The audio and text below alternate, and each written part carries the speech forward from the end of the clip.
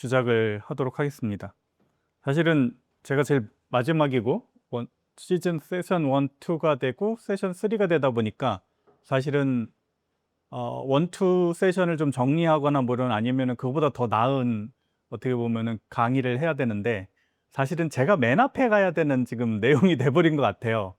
왜냐면은 이거는 AI 에이전트를 통해서 개발을 하다 보면 저희가 빠질 수 있는 그런 문제점들을 좀 짚어보는 부분이 있어서 지금 요게 된 다음에 2개의 세션을 했다면 연결성도 더 좋았을 텐데 제가 이제 앞뒤를 좀 바꿨네요. 죄송합니다. 간단하게 저를 설명을 드리면 저는 김유신이라고 하고요. 마이크로소프트 AI MVP를 하고 있고 프리세일즈 역할을 하고 있습니다. 기업 내에서는. 그러다 보니까 고객분들을 많이 만나게 되고 고객의 니즈라든지 혹은 요구사항 아까 설명을 해주셨는데 엄청난 말도 안 되는 첫 미팅을 하자마자 무조건 너네 왜 안 갖고 왔어? 아키텍처 왜 안 그려왔어?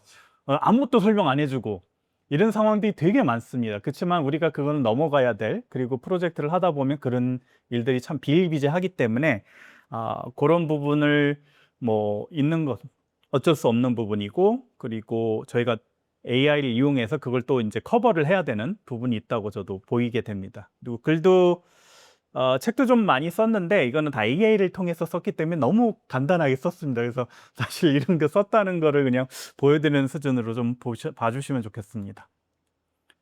그래서 빠르게 만든 코드는 빠르게 무너집니다라는 어떻게 보면은 핵심이 있습니다. 왜냐하면은 저희가 AI를 통해서 혹은 에이전틱이라는 걸 통해 가지고 개발을 엄청 빠르게 시작하게 됐어요. 그래서 이제는 얘기하는 게 시니어는 살아남고 주니어는 없어진다.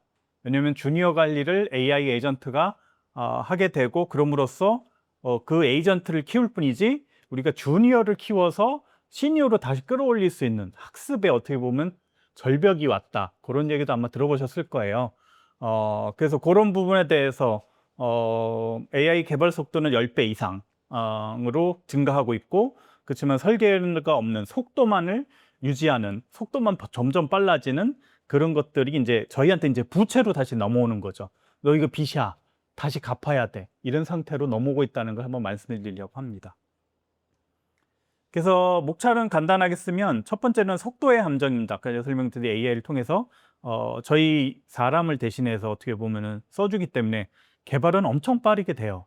뭔가를 작동하는 어떤 가젯이라고 할 수 있는 것들은 엄청 빠르게 개발이 되는데 이 것들이 이제 문제가 발생을 하는 거죠. 그리고 두 번째는 이제 이 누더기가 된 코드가 우리가 기술 부채로서 넘어오고, 그리고 또한 갑자기 불어나는 토큰 용량들이 저희한테 또 넘어와요. 기본적으로 저도 이제 회사에서, 저희 회사는 그래도 좀 낫던 게 클로드 같은 거 $100짜리를 결제를 해주세요. 클로드도 쓰고, 그 다음에 회사 전체적으로는 제미나이 엔터프라이즈를 사용합니다. 그리고 저희는 이제 애저 쪽 담당자다 보니까 M365 코파일럿도 쓸 수 있게 해줘요. 라이센스를 또 주니까. 그리고 뭐 그런 세 개를 그래서 어떻게 보면 공유해서 혹은 이거 썼다 저거 썼다 막 돌아다닙니다. 그리고 이제 저희가 MVP가 되다 보면 GitHub 코파일럿 라이센스를 줘요. 프로 라이센스를 줍니다. 그러다 보니까 그쪽 개발할 때도 또 그걸 쓰게 되고, 그래서 그런 식으로 많이 쓰게 되는데, 그러다 보니까 이제 어떤 걸 어떻게 써야 될까 하는 거 하면서 금액이 확 늘어났죠. 근데 저희는 개발을 하다 보면, 개발이나 혹은 문서를 만들다 보면 바로 내는 건 없지만 일반적인 기업체에서는 이런 것들이 어떻게 보면 큰 부담이 되죠. 1인당 200불 뭐 이렇게 돈을 내줘야 되니까. 그리고 세 번째는 성당과 시장이라 해가지고 저희가 이제 개발하다 보면 그 아키텍트라는 말을 많이 들으셨을 거예요. 저도 어렸을 때 내가 아키텍처를 개발하고 이러다 보면, 개발도 많이 하다 보면 아키텍트가 되겠지. 어떻게 보면은 제가 만들 수 있는 아키텍처를 설계하고 그걸 프린시플을 잡아서 갈 수 있는 아키텍터, 어떻게 보면 제일 하이 레벨이 되겠지라는 생각을 했었는데, 이번에 제가 좀 보면서 본 게 성당과 시장, 그리고 우리가 알고 있는 그 누더기 된 코드를 가지고 있는 그런 구조를 만들 수 있는 그 세 가지를 비교하는 게 책으로도 나왔습니다. 오렐리사에서도 나왔고, 저도 어떻게 하다 보니까 그걸 목적으로 해서 책을 또 쓰게 돼가지고 제가 복 베꼈나? 이런 생각도 드는 그런 상황이 됐습니다. 그래서 속도의 함정에 대해서 좀 설명을 드리자면 이게 작년까지는 사실 저희가 에이전트의 붐이었어요. 뭐든지 에이전트로 만들면 된다. 그래서 에이전트를 AI로 물어봤을 때 똑똑한 타작이라는 말을 좀 했어요. 그래서 어떤 의미냐면 AI는 좀 수동적이었어요. 저희가 질문을 던지면 답변이 나오는 이런 존재였다고 보시면 될 것 같아요. 자기가 생각을 조금은 하지만 아니면 저 학습한 걸 기반으로 저희가 답변을 받지만 오타를 잡아주는 혹은 저희가 요구했던 거에 대해서 답을 그냥 주는 형식이었다고 보시면 될 것 같아요. 근데 올해 초부터 아니면 작년 말부터 나왔던 게 사실은 에이전틱이라는 게 있었습니다. 에이전틱은 뭐냐면 자율형 인턴 혹은 자율형 AI라고 보시면 될 것 같아요. 이게 뭐냐면 기본적으로 저희가 질문을 던지면 그 질문을 어떻게 보면은 얘가 질문한 게 무엇일까 하는 식으로 해서 프롬프트를 자르게 되고 그 프롬프트 자른 것들을 합쳐서 멀티 퀘스천을 만든 다음에 그 멀티 퀘스천 각각을 에이전트로 돌려서 그걸 다시 합친 다음에 어떻게 보면 그걸 또 생각하게 되고 COT라고 아마 들어보셨을 거예요. 체인 오브 소스라고 해가지고 이런 생각들을 모아서 다시 한번 어떻게 보면은 리플렉션이나 혹은 셀프 임프리먼트라고 해가지고 자기를 다시 한번 검증하는 방식을 통해서 답변이 나오는, 그러니까 어떻게 보면 생각을 좀 더 많이 하는 방식이 에이전틱이라고 보시면 될 것 같아요. 그래서 이 에이전틱이 들어오면서 어떻게 보면 혹자들은 AI가 인간보다도 좀 더 많은 거를 생각을 하게 되고 그래서 좀 더 확실하게 답변을 주지 않을까 하는, 뭐 우리가 얘기하는 AGI, 미래에 나올 AGI를 거의 달성하지 않았을까, 몇 년 내로 할 수도 있고, 요런 환상에 좀 빠졌었어요. 에이전틱이 되면서 얘가 생각도 많이 하게 되니까. 그렇지만 여기서 문제가 좀 발생하기 시작했어요. 올해 초부터. 그래서 그 다음으로 이제 답변들이 혹은 엔지니어링 파트들이 나오게 됩니다. 그래서 기본적으로 작년 초까지만은 맨 처음에 나왔던 게 프롬프트 엔지니어링 게 있었어요. 프롬프트 엔지니어링은 건 뭐냐면 질문을 잘해야지 답변이 잘 나온다. 그래서 프롬프트를 잘 쓰자. 그게 첫 번째였습니다. 그 다음에 나왔던 게 컨텍스트 엔지니어링이었어요. 컨텍스트 엔지니어링은 건 뭐냐면 질문만 해가지고는 답변이 잘 안 나오더라. 그래서 레퍼런스 혹은 저희가 줄 수 있는 뭐 퓨샷, 원샷 이런 프롬프팅 엔지니어링이 들어가 있는 그런 샘플들 넣는 거, 그런 부분을 넣자 한 게 컨텍스트 엔지니어링이었어요. 여기까지는 어떻게 보면 AI를 믿고 AI의 어떻게 보면 확장성을 믿고 갔던 거라고 하면, 그 다음부터 나온 게 하네스 엔지니어링이 나왔습니다. 하네스 엔지니어링은 제가 간단하게 설명드리면 아마 아실 것 같은데, AI를 내가 제어를 해야 되겠다. 왜? AI가 돌리다 보니까 딴 생각을 하게 되고 딴 툴들을 불러오게 되고 뭐 해킹도 하게 되고 막 이렇게 되는 거기 때문에 얘를 제어를 해야 되겠다. 그래서 나온 게 하네스 엔지니어링입니다. 그 다음에 요즘엔 또 나온 게 루프 엔지니어링, 그 다음에 지금 새로 나온 게 그래프 엔지니어링 쪽까지 나갔다고 보시면 될 것 같아요. 그래서 이제 우리가 이게 자율적인 에이전틱 AI를 쓰려고 나왔던 툴들이 지금 제일 많이 쓰는 것 중에 두 가지입니다. 오픈 AI사의 코덱스, 그 다음에 클로우드 코드. 요 두 가지가 제일 많이 쓰고 계시고 아마 대부분이 지금 쓰고 계실 거라고 생각이 돼요. 이 부분에 대해서.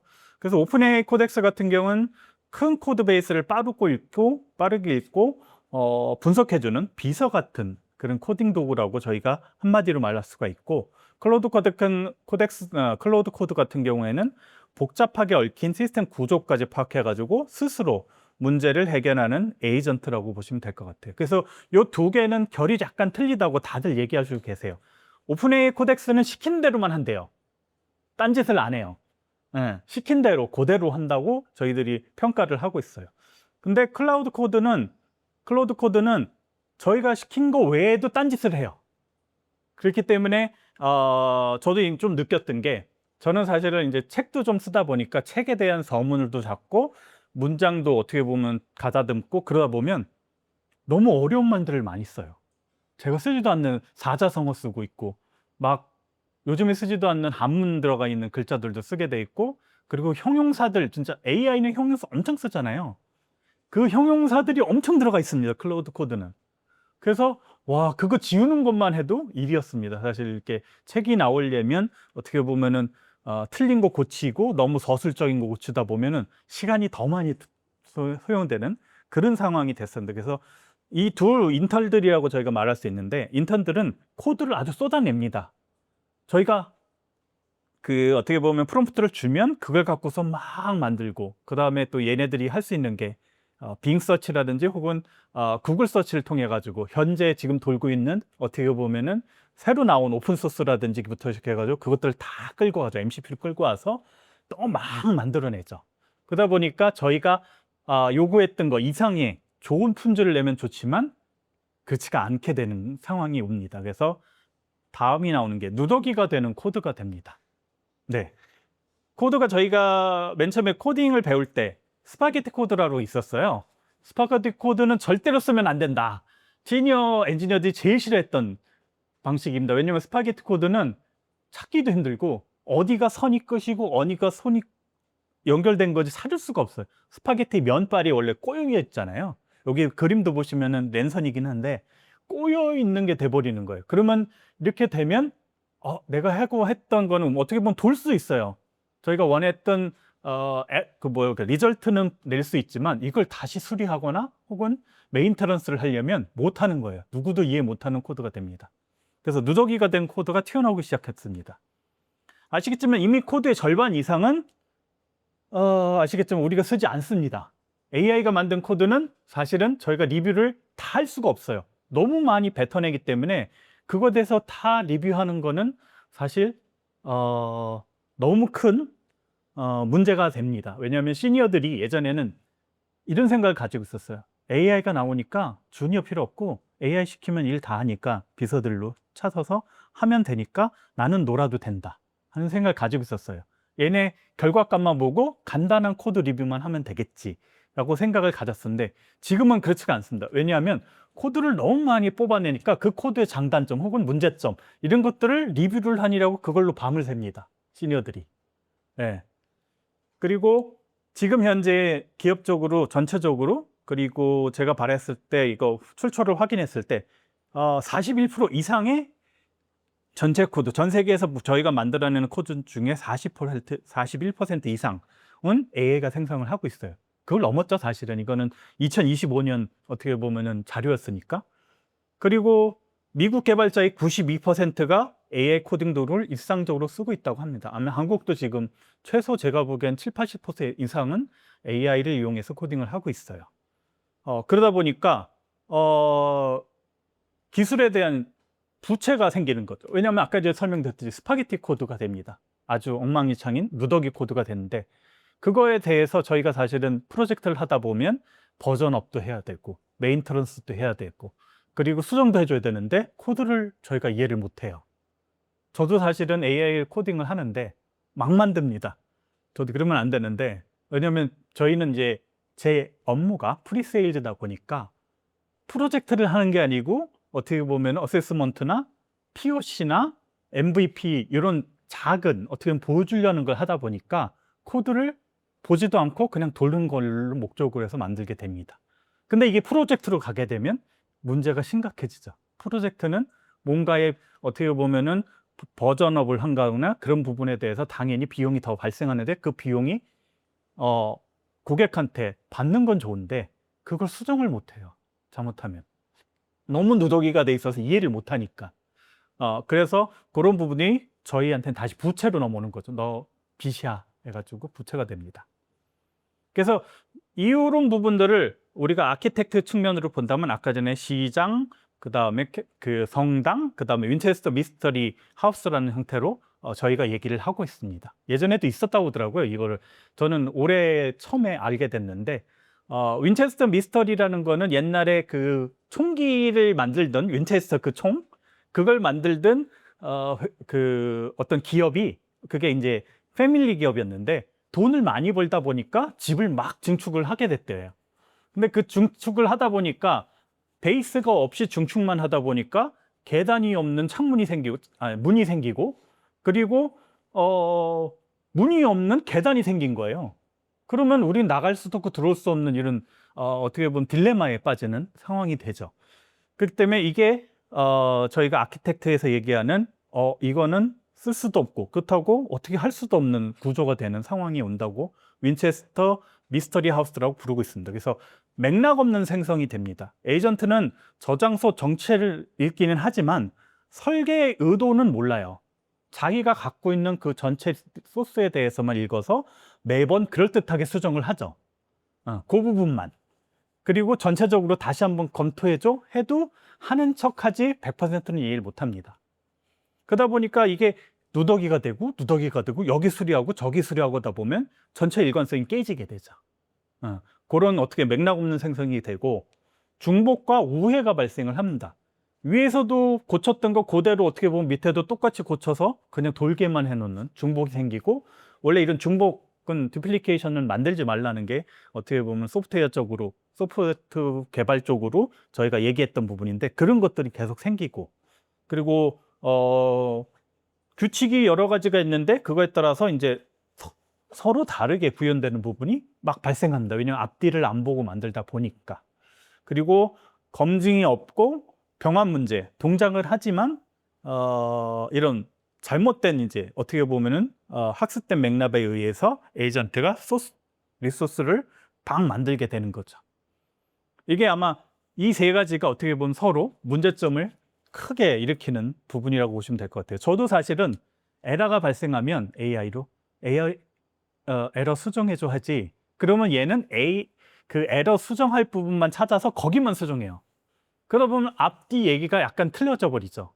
원래는 전체적으로 흐름을 봐서 그 가운데를 수리해야 되는데, 그냥 AI는 이 현재의 타겟 목표 그것만 수정하게 됩니다.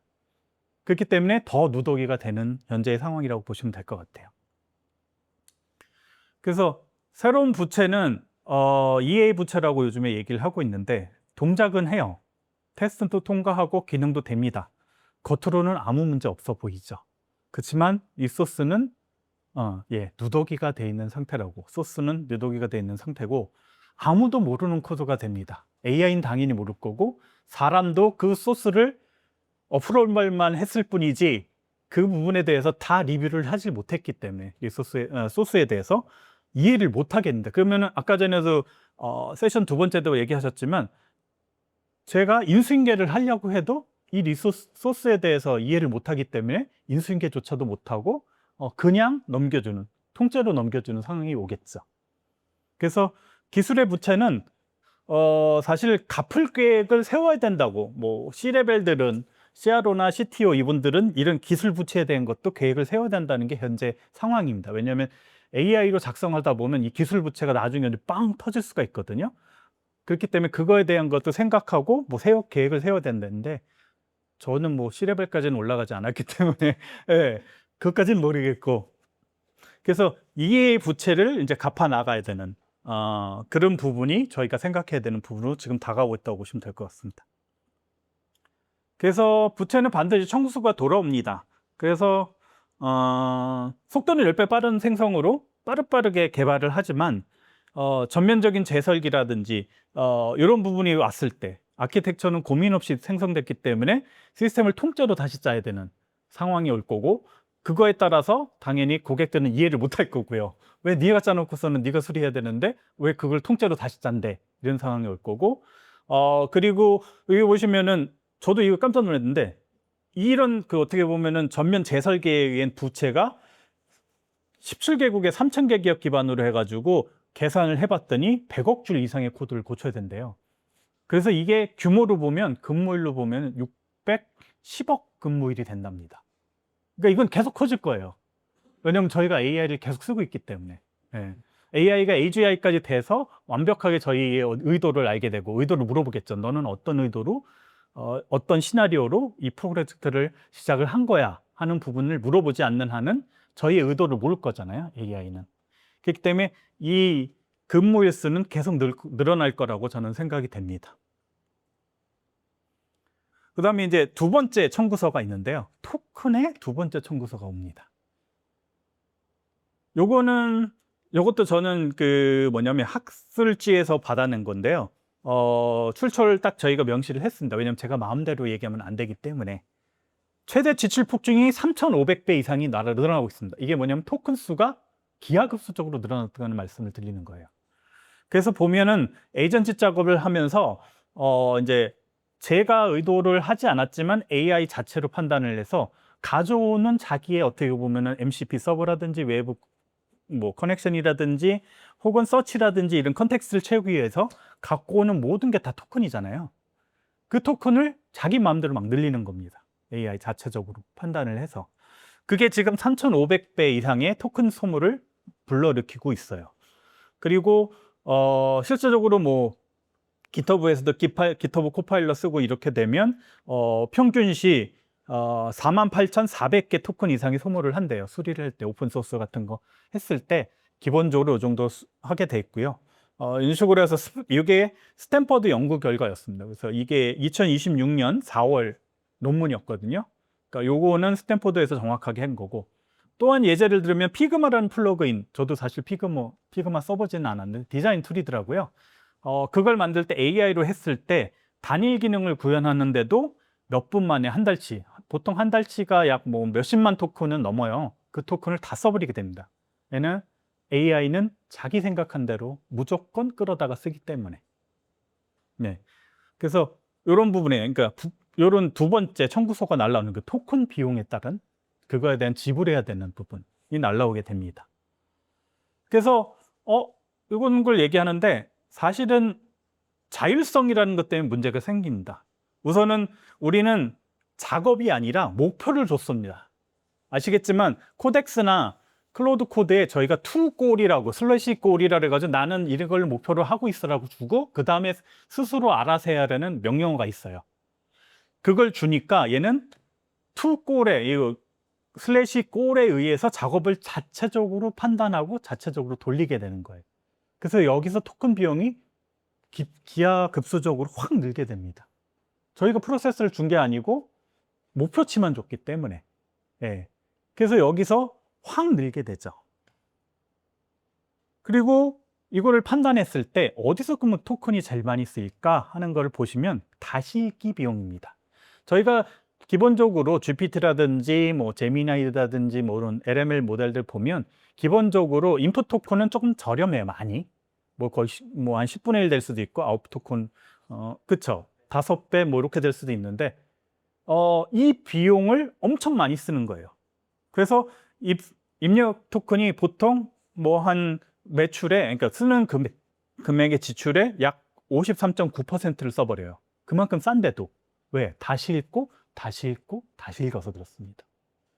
그리고 이게 하는 게 새로운 것을 창작할 때도 기존 자료를 다시 읽기 때문에, 그리고 저희가 뭘 수정해 줄 뭐 이런 명령을 내릴 때도 뭐 저도 사실은 그 문맥을 유지하기 위해서 앞에 있는 리소스까지 다시 읽어서 이런 말을 써요. 어쩔 수 없는 게 그 문맥 유지하려고. 그러다 보니까 그 전체 리소스를 다시 읽기 때문에 얘가 어떻게 보면 주출 비용의 폭증을 일으키고 있는 상황이라는 거 보시면 될 것 같아요. 그래서 클로드 코드 혹은 오픈 코덱스 뭐 이런 것들을 쓰면 숨은 토큰 비용이 엄청 많이 듭니다. 그래가지고 질문 전에 쓰는 토큰이 보통 4.7배가 늘어났고요. 클로드 코드 쪽이 오픈 코드 쪽은 약 7천 토큰을 쓴다고 하면 클로드 코덱스 같은 경우는 33,000 토큰을 씁니다. 그래서 4.7배가 훨씬 많고요. 그리고 같은 내용을 반복을 전송을 하게 됩니다. 클로드 코드는 같은 내용을 질문하거나 혹은 무슨 문제점을 발견했을 때 계속 다시 전송을 해버려요. 그래서 캐시 비용이 사실은 캐시가 또 더 저렴하거든요. 캐시 히트를 사면. 그런데도 54배 이상이 늘어나고 있고요. 그리고 이제 일을 나눠서 하기 때문에 이게 사실은 저희가 하나의 맹점이 뭐냐면 에이전트를 만들면서 에이전틱을 만들면서 자신의 밑에 있는 서브 에이전트를 만들게 돼 있어요. 네, 그러면 일이 빨라지고 어떻게 보면 맡은 일들이 각각 있기 때문에 더 전문적으로 할 수 있다고 저희가 판단을 해요. 그렇지만 여기서 또한 문제가 생기죠. 왜? 이 서브 에이전트들은 서로 간의 연결점을 몰라요. 내 일만 하니까. 그러면 이 각각의 서브 에이전트들이 끝냈던 그 리절트를 갖고 왔을 때 이 메인 에이전트는 무슨 짓을 하겠어요? 다 맞춰야죠. 원래 프로젝트는 하나니까. 그러면서 토큰 비용이 또 왕창 늘어나겠죠. 그래서 그게 4배 이상의 어떻게 보면 비용이 늘어나는 것을 보실 수가 있습니다. 그래서 이제 통제 실패의 3대 요인을 한번 좀 정리를 해봤어요. 그래서 첫 번째가 이제 캐시가 깨질 때입니다. 그리고 대화가 길어질수록 내용을 잊어버려요, 얘가. 그리고 또 하나는 너무 줄이면, 우리가 사실 컴팩트하게 줄이다 보면 어떻게 보면 토큰 비용을 줄일 수 있잖아요. 근데 너무 줄이다 보면 문맥이 깨져요. 내가 요구했던 그 핵심을 잊어버리게 되죠. 요 3대 요인에 의해서 통제가 실패하게 됩니다. 그래서 첫 번째는 이제 캐시가 깨지는 순간인데, 캐시가 깨진다는 의미는 캐시에 들어가 있는, 어떻게 보면 캐시에 히트를 하면 비용이 훨씬 줄어들어요. 기본적으로 약 3분의 1 정도 줄어듭니다. 그래서 캐시를 해야지만 비용이 줄어드는데, 첫 번째는 캐시 깨지는 이유가 세션 모델을 변경했을 때, 막 오프스 쓰다가 갑자기 비싸졌어. 그래서 하이크로 바꾸고 싶어. 그러면 캐시가 깨집니다, 우선. 그리고 두 번째로는 이제 시스템 프롬프트 내장된 MCP들을 이제 서버 연결하고 해제하고 이런 작업을 하게 되면 깨집니다, 또 하나. 그리고 뭐 백그라운드 CLI가 업그레이드 되거나 이런 부분이 되면 내부 시스템 프롬프트가 변경되면서 또 깨집니다. 근데 사실은 이게 핵심인데, 캐시를 히팅하기가 되게 힘들어요. 사실은 저도 사실은 고객분들한테 가서 캐시 히팅 하시면 비용이 많이 저렴해 줍니다. 근데 기본적으로 저희가 프롬프트 컨텍스트를 넘기는 약 90% 이상이 같아야지 캐시 히팅을 합니다. 근데 사실 90%를 어떻게 히팅해요? 10%만이 내 프롬프트로 변경되는 부분이라는 말인데, 그건 사실 거의 불가능한 상황이 옵니다. 그렇지만 캐시 히팅을 할 수 있다면, 제대로 할 수 있다면 어떻게 보면 비용이 줄일 수 있는 부분이 있고요. 두 번째로는 저희가 컨텍스트 길이가 보통 요즘에 나오는 모델들이 100만 토큰 정도까지 컨텍스트 토큰을 갖고 있어요. 그래서 그 컨텍스트 토큰 안에 뭐 예를 들면 예전에 어떤 얘기가 있었냐면, 그 컨텍스트 토큰 100만 토큰 안에 과연 몇 권의 책을 넣을 수 있을까, 이런 얘기 많이 났었어요. 로엘 졸링인가 그 뭐였죠? 그 예전에 나왔던 해리포터 시리즈 전권이 들어간다 뭐 그래가지고 이 정도면은 되게 엄청난 뭐 그 내용들을 한 건에 넣어서 질의응답을 할 수 있겠구나 하는 것들이 나왔었어요. 그래서 그 예전에는 LML들의 그 토큰 컨텍스트 양이 늘어나면 늘어날수록 좋은 모델이다라는 선입견이 있었어요. 그래서 100만 토큰이 어떻게 보면 저희가 쓸 수 있는 전체의 컨텍스트라고 볼 수 있었는데, 이걸 테스트를 해봤더니 100만 토큰을 다 집어넣었더니 60% 정도까지, 예를 들면 60만 토큰을 넘어가면 그 뒤부터는 잘 이해를 못하는 상황이 왔습니다. 그래서 덤존이라 해가지고 멍청한 부분이 생겨요. 그래서 지금까지는 이 멍청한 부분은 쓸 수가 없는 부분이잖아요. 이해를 자기가 못하는 부분이다 보니까. 그래서 이 부분은 넘어가지 말자는 게 지금 현재 상황입니다. 왜냐하면 저쪽에 들어간 데이터는 쓸 수도 없고, 그러면 어떻게 보면은 토큰 비용만 나가고 얘는 이해를 못하는 부분이 생기기 때문에. 그래서 이런 부분을 60%까지만 한 다음에 우리가 다른 작업으로 해서 지능을 다시 한번 리셋하는 부분이 지금 하네스 엔지니어링이 들어가 있는 부분이라고 보시면 될 것 같아요. 뒷부분에 이제 나올 텐데요. 그리고 또 하나는 이제 저희가 혹시 롱텀, 숏텀 메모리 아세요? 기본적으로 아시는 분, 아신 것 같고. LML은 사실은 블랙박스라고도 얘기하는 이유가 저희가 질의응답한 거를 기록을 남기고 있지 않아요. LML 자체는. 그렇기 때문에 우리가 기본적으로 멀티턴이라 해서 질의응답하다면 보면 그 앞에 있는 얘기들을 이해하고 있어야 되잖아요. 근데 LML은 기억 못한다며. 그럼 얘는 어디가 있을까요? 그쵸? 그거 생각해 보신 분. 제가 질의응답 했으면 첫 번째 A를 물어봤으면 뒤에 몇 번 지나서 A를 또 물어보면 그 앞에 나왔던 얘기가 나와야 되잖아요. 그래서 연결성이 있고 멀티턴이 되는 거잖아요.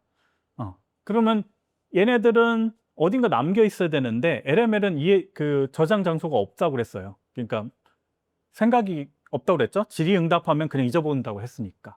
그게 나온 게 숏텀과 롱텀 메모리입니다. 그래서 롱텀 메모리 같은 경우에는 아주 오래전 데이터들을 컴팩트하게 그냥 다 갖고 있으면 100만 토큰 다 넘어가잖아요. 그러니까 그걸 압축해서 갖고 있어요. 그리고 숏텀은 저희가 뭐 예를 들면 제가 방금 질의응답했던 거 외에 최근 것 10개, 뭐 100개 이거를 로 데이터 전체까지 다 갖고 있습니다. 그래서 그걸 갖고 얘는 그 컨텍스트에 다시 묻어서 보내서 그 내용을 유지하는 거예요. 네. 그래서 사실은 압축을 해서 보내면 보낼수록 제가 어떻게 보면 유지를 더 길게 할 수 있잖아요. 근데 압축을 잘못하게 되면 제 핵심을 잊어버리게 됩니다. 왜? 제가 중요하다고 생각했던 거를 압축하다 보니까 지워버리잖아요. 압축은 지워버리는 부분이기 때문에. 그래서 보시면 아직 1번에 보시면 코드를 17% 줄였더니 AI가 의미를 다시 짐작하니라고, 왜냐하면 앞에 있는 내용이 없어졌으니까 다시 짐작하니라고 일을 더 많이, 토큰을 더 많이 사용하는 부분이 생겼어요. 그래서 이게 압축한 코드 C 부분이거든요. 그래서 이때 토큰이 확 늘어나요. 잊어버렸기 때문에 다시 생각하니라고. 이런 식으로 해서 압축에, 잘못 압축한 데이터에 대해서 저희가 토큰 비용이 확 늘어나는 부분이 생긴다는 걸 한번 말씀드릴 수가 있겠습니다. 그래서 여기는 다시 한번 아키텍트로 넘어가는 부분인데, 성당인가 시장인가 혹은 미스테리 하우스인가 하는 부분입니다. 그래서 우리가 표방하는 건 아키텍트나 혹은 소프트웨어 개발란적으로 보면 두 가지 아키텍트를 가져가야 된다고 해요. 왜냐하면 미스터리 하우스는 쓰면 안 되는 부분이 있기 때문에. 그래서 성당 모델 같은 경우는 성당이라는 것 자체가 아주 이쁘고 단단하고 완벽하게 구성이 되잖아요. 그러니까 이거는 예전에 했던, 우리가 어떻게 보면 예전에 C나 혹은 이런 거 개발할 때 썼던 방법론이라고 보시면 돼요. 모든 것들을 한 번에 아키텍트적인 입장에서 강하게 다 타이트하게 붙여서 모든 리소스 혹은 펑션 그 기능들을 만들었던 그런 구조가 성당 모델입니다. 그 다음에 나온 게 바자르라 해가지고 시장 모델이에요. 시장 모델은 좀 더 유연하게 만들어진 거예요.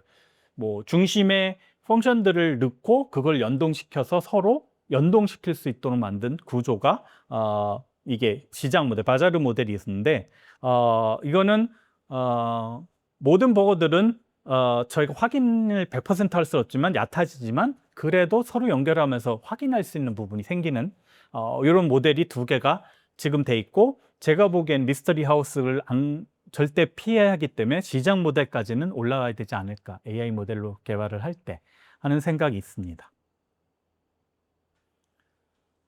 그래서 에이전트에서 이제 우리가 에이전트로, AI 에이전트로 개발을 하다 보면 사용해야 될 부분과 절대 사용하지 말아야 할 부분이 나타나는 게 되는 거죠. 그래서 성당 같은 아까의 구조의 부분 같은 경우에는 도메인 모델이나 데이터 스키마 혹은 공개 인터페이스들, 이런 부분들은 당연히 성당 개념에 어떻게 보면 완벽하게 짜여져 있고 절대 변환 안 될 것들 형태로 구성을 해야 되고요. 구현과 실험 혹은 경계 안쪽의 구현 테스트라든지 이런 것들에 대해서는 이제 시장 모델로서 개발을 해야 되고, 리팩토링이나 에이전트에 대해서 병렬을 열어서 바로바로 수렴할 수 있는 부분이 들어와야 될 것 같고요. 그리고 요즘에 아시겠지만 문서로도 많이 했던 저지에즈 AI 쪽으로 해서 자동 판단, 자동 검증을 이제 해야 되는 부분이 우리에게 어떻게 보면 AI 에이전트를 쓰면서도 기존에 있었던, 예전부터 썼던 아키텍처를 구성해야 된다는 게 현재의 방법론이라고 저는 생각이 됩니다. 그래서 지금 문제만 대부분 얘기를 드렸는데, 이 문제를 어떻게 해결해야 될지를 이제 얘기한 게 바로 통제의 아키텍처, 하네스라는 게, 하네스 엔지니어링이 이 부분이라고 보시면 될 것 같아요. 그래서 예전에는 이제 혹은 시니어의 어떻게 보면 감이나 이런 것들을 행했다면, 지금은 시스템 통제로서 시스템으로 통제하는 게 필요하다고 보시면 될 것 같아요. 그래서 제가 아까 전에 잠깐 설명드렸듯이, 제가 작년 초 혹은 중반쯤에 나왔던 게 프롬프트 엔지니어 혹은 LML이 나왔을 때부터니까, 그때부터 보면 재작년 11월 정도부터 하면 프롬프트 엔지니어링이 있었고, 두 번째가 컨텍스트 엔지니어링, 그 다음에 하네스 엔지니어링으로 지금 갔고, 네 번째, 다섯 번째도 이미 나와 있습니다. 그거는 어떻게 될지는 좀 두고봐야 될 것 같고요. 프롬프트 엔지니어링 같은 경우에는 핵심 질문이 그거였어요. 어떻게 질문할 것인가? 어떻게 잘 질문해서 답변을 받아낼 것인가? 그리고 컨텍스트 엔지니어링 같은 경우는 무엇을 보여줄 것인가? 컨텍스트를 다 채워서 작업 메모리 쪽에 올린 데이터들을 기본으로 해서 저희가 답변이 나오기 때문에 좀 더 정확하고 좀 더 많은 다양한 질문이 나오겠죠. 그렇지만 이렇게 하다 보니까 아까 전에 얘기했던 여러 가지의 부채들, 두 가지 부채 간단하게 얘기하면 그게 생겼고, 그러면 어떻게 제어를 할 것인가 한 게 하네스 엔지니어링이라고 보시면 될 것 같아요. 통제의 개념이죠. 그러다 보니까 저도 이런 것들을 계속 보고 있다 보니까 LML이 맨 처음에는 AGI를 가기 위해서 계속 네가 잘해, 네가 잘해 이런 식으로 갔다면 이제는 위험하니까 너는 조금 줄여, 너는 좀 줄여, 너는 이거 하면 안 돼 하는 통제 개념으로 지금 가고 있다고 될 것 같습니다. 그래서 핵심 제어 기술은 제어 기술 같은 경우는 이렇게 세 가지가 있어요. 아까 전에 설명했지 프롬프트 캐싱 부분.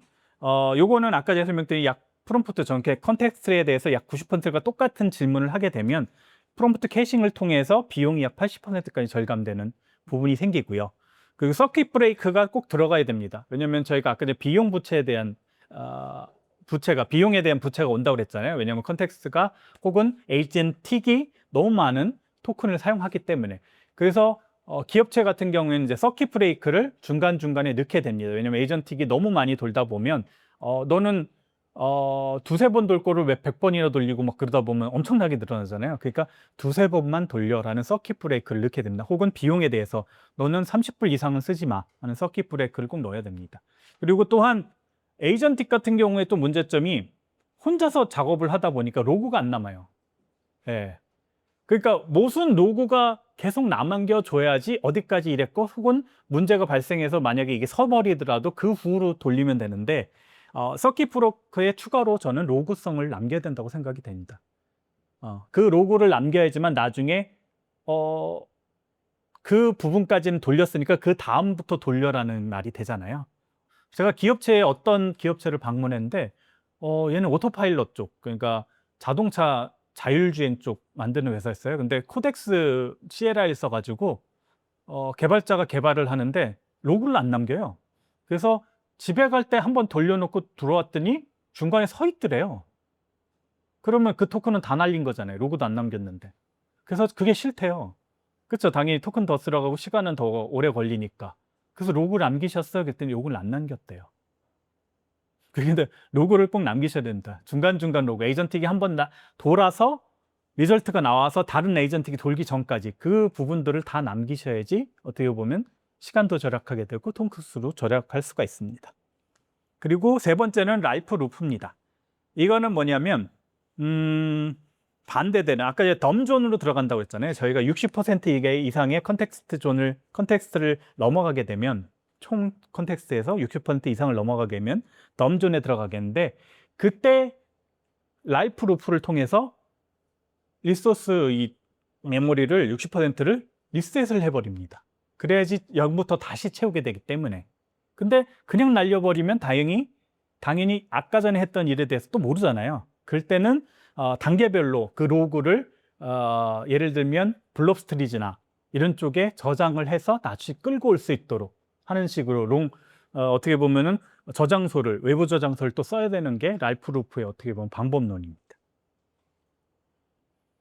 그래서 다시 한번 설명드리면 요건 프롬프트 캐싱인데 정적 덧두서를 앞에 둬서 컨버세이션 쪽이 뒷부분이 한 20%만 차지하고 앞에 부분이 거의 대부분 캐싱을 히팅할 수 있도록 만드는 이런 방식을 선호합니다. 그래서 이런 방식으로 해서 어떻게 보면은 토큰 비용을 줄여야 되는 게 우리의 어떻게 보면은 좀 과업이고요. 근데 좀 힘듭니다, 이거는.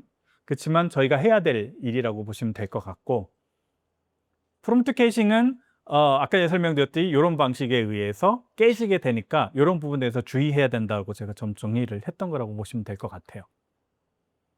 그리고 캐시가 한번 깨지면 그 세션은 가장 비싸게 캐시가 다 깨졌기 때문에 다시 한번 읽어 들어오면서 그 부분에 대해서 다시 토큰을 또 쓰고 그거에 대해서 또 싱킹을 하게 되고 인퍼런싱을 통해서 데이터가 나오기 때문에 제일 비싼 업무가 된다. 캐싱이 한번 깨져버리면. 그렇기 때문에 캐시가 깨지지 않는 게 사실 제일 저희가 엔지니어적인 부분에서는 핵심적인 부분 중에 하나라고 보시면 될 것 같아요. 그리고 또 하나 이제 서킷 브레이크 잠깐 전에 설명 좀 드렸는데 예산 임계치를 주든지 혹은 업무적으로 임계치를 둬서 뭐 예를 들면은 생각을 뭐 100번 할 거를 10번까지만 하고 그거를 결과를 정리해서 나한테 줘 이런 식으로 해서 비용을 계속 줄이는 거예요. 시간당 50달이나 혹은 뭐 3번 혹은 10번만 생각해 라는 걸로 통해서 어떻게 보면 비용을 계속 줄이는 그런 상한선을 미리 정하는 거고요. 그리고 실시간 추적이라든지 이런 걸 통해 가지고 저희가 감시하고 합산하는 이런 부분이 좀 필요합니다. 그리고 최악의 경우에는 물리적 차단까지도 또 필요할 수가 있어요. 왜냐하면 한도를 넘기게 되면 그거에 대해서 저희가 사실은 서킷 브레이크를 걸긴 했는데 이거를 또 무시할 수도 있거든요, AI가. 그러니까 그런 거에 대해서 물리적인 차단 방법론도 또 가져가야 되는 부분이 있다고 보시면 될 것 같아요. 그리고 라이프루프는 아까 전에 설명드렸듯이 덤존에 들어가기 전에 의도적인 망각을 통해서 메모리를 싹 지우는 거라고 보시면 될 것 같아요. 그래서 의도적인 망각을 통해서 단위 태스크당 종료한 순간에 이전 로그가 덤존에 들어갔는지 안 들어갔는지 확인을 한 다음에 안 들어갔으면 다시 돌리면 되겠지만 들어갔다고 하면 싹 지운 다음에 소거를 한 다음에 그 로그들을 소거하기 전에 로그를 남기고 소거를 해버려야 되는 부분이겠죠. 그리고 그 가상 파일 시스템, 아까 전에 설명드렸던 뭐 블록스트리지 같은 곳에 뭐 MD 파일로 떨군다든지 혹은 그런 부분들 제이슨으로 떨군다든지 이런 식으로 외부 데이터를 통해서 외부 저장소를 통해서 저장하는 걸 다시 끌어올려서 다시 한번 예를 들면 컴팩트하게 다시 아까 설명드렸던 압축을 통해서 다시 끌어올린 다음에 저희가 문맥을 계속 유지하면서도 어떻게 보면 덤존에 들어가지 않는 것을 회피할 수 있다고 보시면 될 것 같아요. 덤존에 들어가지 않도록 회피할 수 있다고 보시면 될 것 같습니다. 그리고 요거는 하이브리드 교체 투입은 아마 아실 거예요. 저희가 사실 모델들이 비용이 계속 비싸지고 있다고 보시면 좋을 것 같아요. 왜냐하면 지금 제일 비싼 게 페이블이죠. 페이블은 엄청나게 비쌉니다. 저도 한두 번 쓰다 보면 이게 예, 하루 쓸 수 있는 리미트를 뭐 한 30~40%씩 막 써버려요. 쭉쭉 없어져요. 나 진짜 녹아요. 100불 금방 없어집니다. 100불 하루도 안 나가요. 하루도 못 버텨요. 그렇기 때문에 하이브리드 교체 전략이라는 건 뭐냐면 아시겠지만 저렴한 모델들을 만약에 질문한 게 뭐 예를 들면 간단한 질문이라면 저렴한 모델을 쓰게 되고 만약에 좀 많이 생각하고 좀 핵심적인 그리고 중요한 질문이라고 하면 당연히 고용 프론티어 모델들 쓰는 방식으로 하이브리드 전략을 가야 됩니다. 그래서 저도 사실은 이것 때문에 고민을 많이 했어요. 아까 전에 남정현 님이 약간 얘기를 드렸는데 이 포트를 과연 우리가 엑스트라 하이 혹은 맥스로 가야 될까 하는 거에 질문을. 왜냐하면 그 위로 올라갈수록 토큰 사용량이 많아져요. 비용이 확 나옵니다. 예, 왜냐하면 생각을 더 많이 하기 때문에. 그래서 사실은 저도 약간 서베이를 좀 해봤었어요. 과연 어떤 문제에 대해서 제가 하이 이상을 넘어가야 될까 하는 부분에 대해서. 그래서 서베이도 좀 해보고 진짜 AI한테도 다시 물어봤어요. 예, 프론티어 모델 중에 과연 우리가 보통 하는 작업에 대해서 엑스트라 하이 이상을 넘어갈 일이 있을까? 그랬더니 AI는 결정적으로 그냥 얘기하더라고요. 일반적으로 개발하고 혹은 어떤 그 프로그램 만들고 혹은 뭐 예를 들면 PPT 파일을 만들고 이런 거는 하이 혹은 미디움. 하이도 아니죠. 하이 미디움 정도로 가도 된다. 그렇지만 좀 중요하고 핵심적인 개발을 하게 되면 하이 정도만 써도 된다. 엑스트라 하이까지는 좀 오버다라고 얘기가 나옵니다. 그렇기 때문에 여러분들도 그런 걸 개발하고 혹은 어떤 프로젝트를 AI를 통해 가지고 개발을 할 때 처음에 저희가 생각해야 될 게 얘가 과연 엑스트라 하이 이상의 어떻게 보면 에포트를 써야 될까 하는 걸 생각하고 가셔야 되는 부분이 좀 있습니다. 그래서 그런 부분을 좀 생각하셔야 되고 근데 여기서 보시면은 LML 라우트라는 게 저기 아래 R이라는 놈이 있어요. 라우팅 하는 놈인데 질문한 게 뭐 핵심적이거나 좀 고차원적이다 그러면은 당연히 비싼 모델로 보낼 거고 그리고 좀 간단한 질문이다 그러면은 저렴한 모델 예를 들면 제미나이 뭐 플래시 같은 경우는 좀 많이 싸니까 지금 3.7 플래시 같은 경우 그쪽으로 보내고 이런 부분들을 해주는 라우팅이 오픈 소스도 있고요. 라이트 LML이라는 놈도 있고 혹은 저희 애저 쪽 같은 경우는 아예 저걸 모델로 만들어 놨어요. 그래서 라우터 모델이라 그래가지고 아예 모델이 있습니다. 그래서 걔를 통해서 걔는 SLM이에요. SLM이 먼저 질문한 거를 판단을 해요. 그래서 이쪽 넘길까 저쪽 넘길까 판단을 하게 됩니다. 그래서 그런 식으로 해서 비용 최적화를 또한 할 수 있다고 보시면 될 것 같아요. 그래서 사실은 이게 왜 나온 이유는 다 아시겠지만 ROI 때문에 그렇습니다. 네. CFL들, CFO, CTO 분들은 이 ROI 뭐 제안서 같은 거 볼 때 ROI 얼마까지 할 수 있는데 이게 중점이에요. 내가 과연 이걸 적용했을 때 ROI 얼마까지 나오는데 이게 제일 문제입니다. 일단 ROI를 낮추기 위한 어떻게 보면 전략이라고 보시면 될 것 같습니다. 그래서 가격의 붕괴 그리고 모델 오케스트레이션은 좀 전에 설명됐던 걸 다시 한번 말씀드린 거라고 보시면 될 것 같아요. 그래서 2026년 7월 30일 날 가격이 저렴해졌습니다. 뭐냐면 테라, 루나 비용이 확 줄어들었어요. 이거 뭐냐면 GPT 5.6 최신 모델이 5.6인데 그 5.6 중에 세 가지 모델이었니. 소울이 제일 비싸요. 그리고 테라가 그 중간이고 루나가 예전에 GPT 5.5 버전의 그 비등한 성적을 냅니다. 그렇지만 오픈 AI사가 7월 30일 날 루나를 80% 낮췄습니다. 그리고 또 하나 오픈AI.com에 들어가서 채팅을 저희가 무료로 하는 것들을 보면 다 루나로 바뀌었어요. 기본 모델이 루나로 지금 바뀌어 있습니다. 그렇기 때문에 되도록이면 루나를 쓰셔서 비용을 최적화하는 부분이 어떻게 보면 좋을 것 같고요. 그 다음에 조금 더 뭐 하겠다면 테라로 올라가셔도 되고 아니면 소울도 그렇게 비싸진 않으니까 소울까지도 넘어가시는 것도 한 방법이라고 볼 수 있겠습니다. AI는 싸지면서 동시에 비싸지고 있습니다. 요거는 진짜 맞는 말이고요.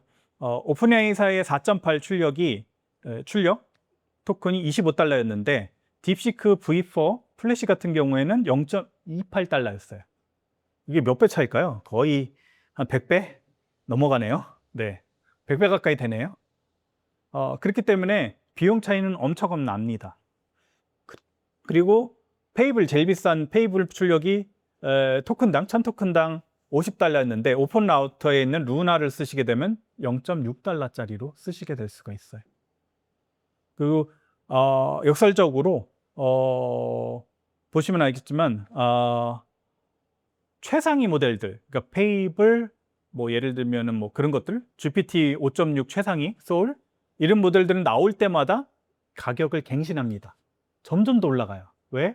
GPU를 그만큼 더 많이 쓰니까. 그렇지만 역설적으로 중간 모델들, 예를 들면 제미나이 이번에 나온 3.7 플랫인가요? 4.27이었나요? 3.7이었어요.